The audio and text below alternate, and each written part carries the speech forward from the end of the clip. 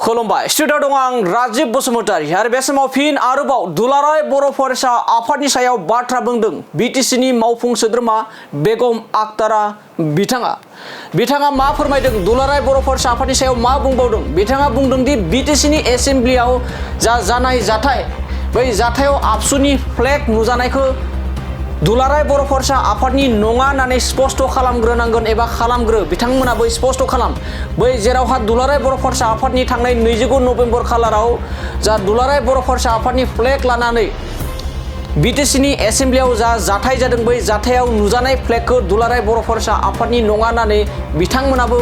सिगां बुंग्रोनानै बे समाव दुलाराय बर' फरायसा आफादनि सायाव फिन बाथ्रा बुंदों बेगम आक्तारा बिथाङा बे समाव बिथाङा फोरमायदों आं जेबो गोरोन्थि मावाखै नाथाय मोनसेल' गोरोन्थि मावदों बे जाबाय दुलाराय बर' फरायसा आफादखौ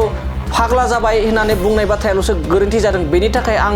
निमाहा बियो होननानै बिथाङा बे बाथ्राखौ फोरमायदों बेनि अनगायै आं जेबो गोरोन्थि मावाखै होननानै बाथ्रा बुंदों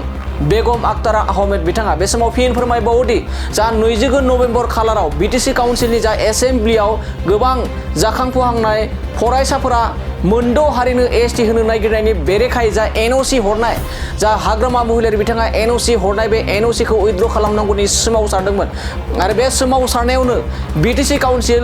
बिटिसि काउन्सिलनि जा एसेम्ब्लि बे एसेम्ब्लियाव माखासे जाथाय जायो बे जाथायाव नुजानाय जा दुलाराय बर' फरायसा आफादनि जा फ्लेग नुजानाय बे फ्लेगखौ दुलाराय बर' फरायसा आफादनि नङा होननानै बिथाङाबो एबा दुलाराय बर' फरायसा आफादाबो स्पष्ट खालामनांगौ होननानै बे समाव दाबि दैखांदों बेगम आक्तारा आहमेद बिथाङा दानिया फैदो बिदिब्ला जे दुलाराय बर' फरायसा आफादनि जा फ्लेग नुजादोंमोन फरायसाफोरा दुलाराय बर' फरायसा आफादनि फ्लेगखौ लानानै जा सोमावसारदोंमोन बै दुलाराय बर' फरायसा आफादनि फ्लेगखौ जोंनि नङा होननानै स्पष्ट खालामनांगौ होननानै बे समाव दाबि दैखांनायखौ बिथांनिफ्राय आबुङै खोनासंना लादोनि তাতে বা যিসকলে এইটো মানে পবিত্ৰ সদনটো আক্ৰমণ কৰিছিলে তেতিয়া কিন্তু তেওঁলোকৰ ফ্লেগ আছিলে হাতত তেওঁলোকেও নিজৰ স্থিতিটো স্পষ্ট কৰিলে ভাল পাম যে এই ফ্লেগটো সংগঠনৰ ফ্লেগটো তেওঁলোকৰ নহয়।